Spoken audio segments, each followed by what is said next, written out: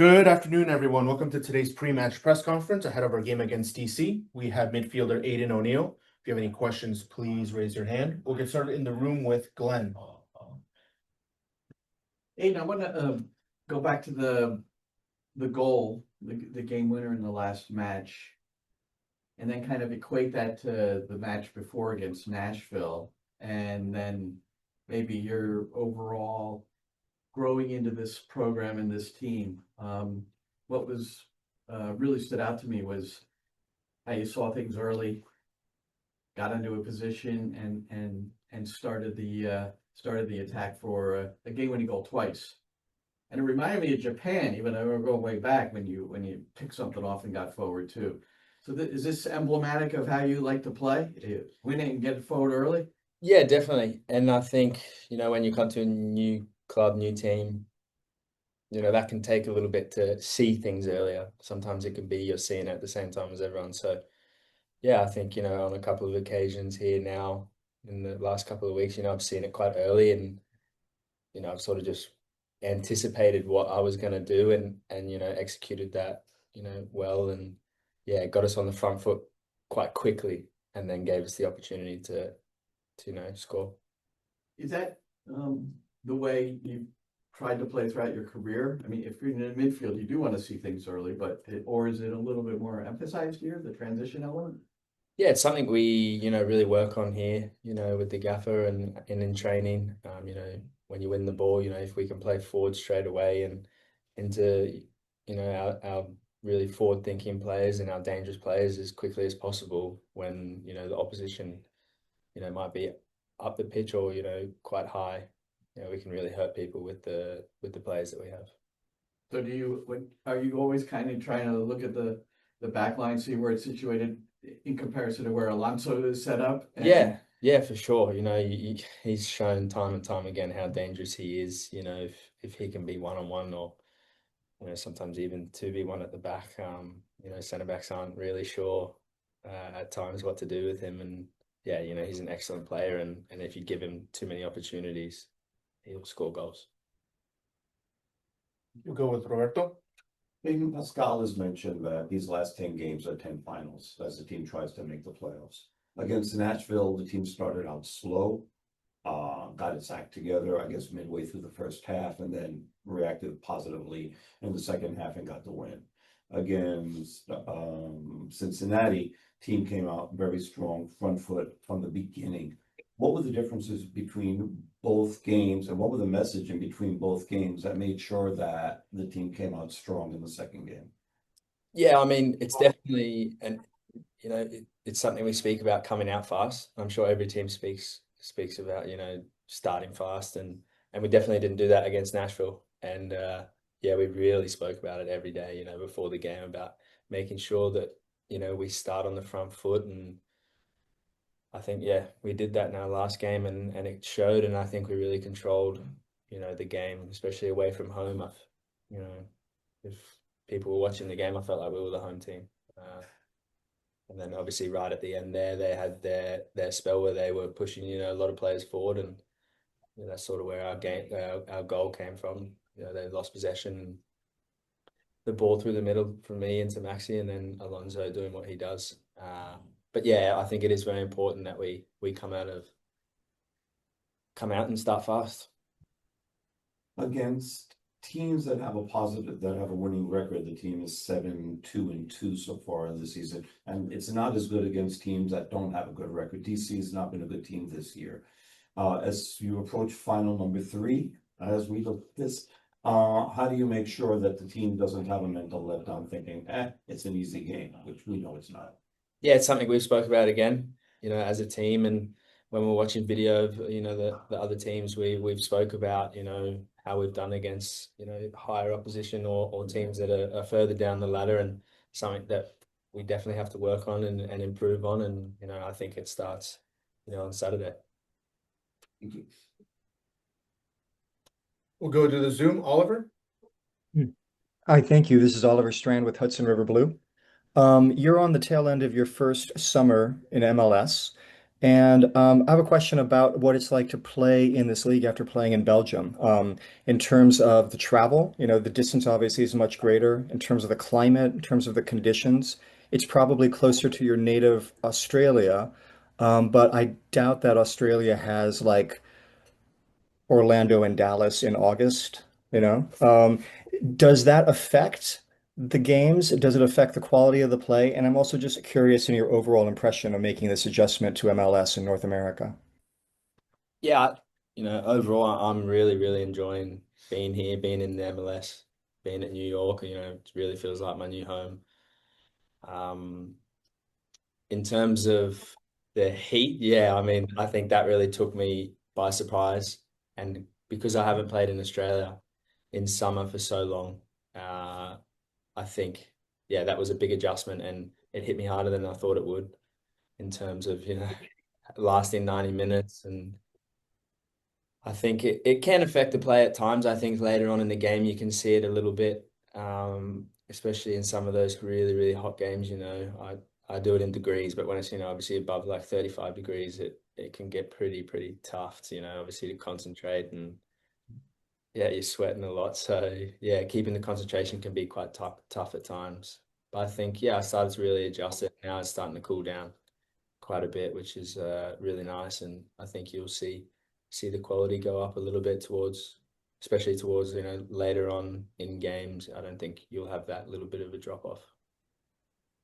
Michael? Aiden, it's Mike Ander from Blue City Radio. Thanks for the time.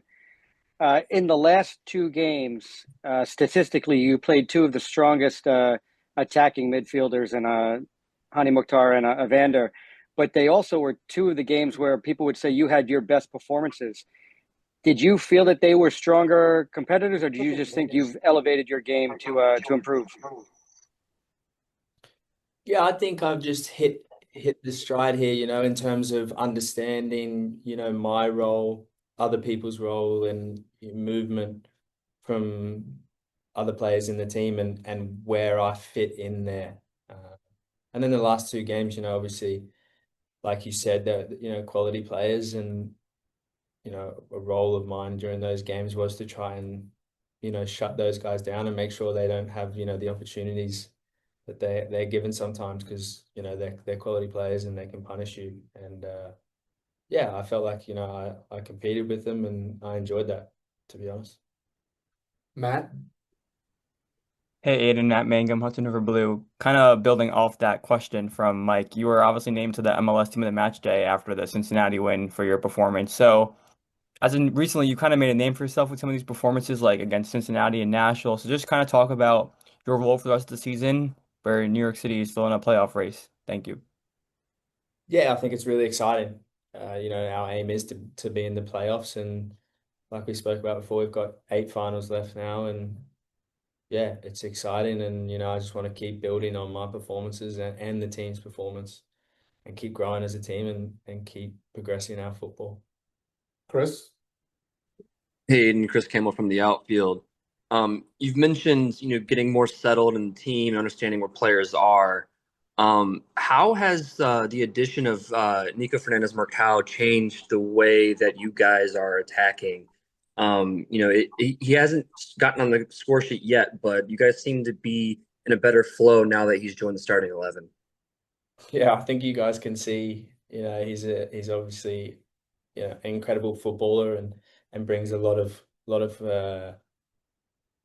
flair like into the team in terms of in between the lines and final passes. He's extremely talented, and yeah, there's a reason they brought him in here, and he's settled in so quickly and adjusted to the way that we want to play. And yeah, he's an unbelievable player. Dennis?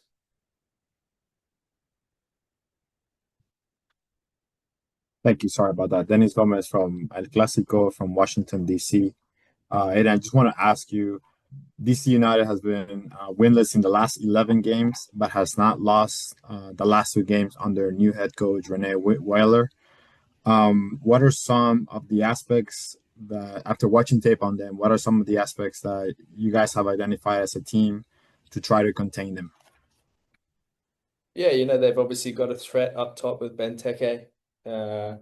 you know, he's proven goal scorer, you know, in this league and others. So yeah, there's a threat there, and we need to be able to control that. And I think as long as we focus on ourselves and what we want to do, then yeah, the rest will take care of itself. Back to Glenn. Thank you. We talked before we started here about Kai Rolls, who's starts at the back for them, and that you guys are your mates in more than one way, right? So you've been with him on the club level and internationally. Can you describe your relationship? Yeah, we're really close mates, me and Rolsey, and yeah, we've obviously played together in Australia when I was on loan at Central Coast. Yeah, had a really good relationship there, and yeah, we've always stayed in touch, and then obviously when we get together in the national team as well. So yeah, me and him are really good mates in Australia when we don't live too far from each other as well. And our parents, you know, most of the time will go and watch the national team games together, and yeah, it's a special bond we've got, and yeah, I'm looking forward to seeing him on the weekend. The parents go together, they sit together for Yeah, for the national team games, they most of the time they'll come and watch, and yeah, they get together before the games and stuff. So yeah, pretty close. And now you guys can celebrate in the States next summer. Yeah, exactly. Yeah, it's exciting. Jonathan. Hey, Aiden, Jonathan Mack in New York. What do you think has changed in and around the squad for the team to be on this 5-match league unbeaten run? And could you speak a little on the locker room atmosphere with 8 games left in the season? Yeah, I think we've had a bit of stability in terms of maybe, you know, our starting 11 hasn't changed too much. I mean, that's obviously down to, you know, obviously good performances and good results. And I think, you know, something's just really switched in us in terms of what all our roles are in the team, and, you know, how to score goals and not concede too many. I think, yeah, our understanding of each other and where we are on the pitch is just getting better and better every week. So I think that's, yeah, made us, you know, go on a good run of fixtures. Final one, Christian. Hello, Ed. I'm going to bore you with some stats first. Just looking at the numbers, if you hit 43 or complete 43 passes or above, the team seems to win or at least draw. I think Saturday was only beaten by 1 game for you in terms of passes completed. I'm curious, when the ball's running through you a lot, how does that alter your ability to influence things? I think it gives me the opportunity to try control it a lot more. And I think the MLS, in terms of when I first came, it was quite transitional, and I wasn't able to, you know, really grab a game and control the midfield as such. But yeah, that's an interesting stat which I didn't know. But yeah, I think when we can play through the midfield with me and Pepe in there, and we can control, you know, how fast we go forward and attack and control the momentum of the game, I think that's where we can, yeah, get good results. And yeah, obviously I enjoy that as well, as, you know, the more we get the ball through the midfield and we can keep it central, I think, yeah, that's where we're a big threat. Thank you. Great. Thank you, everybody.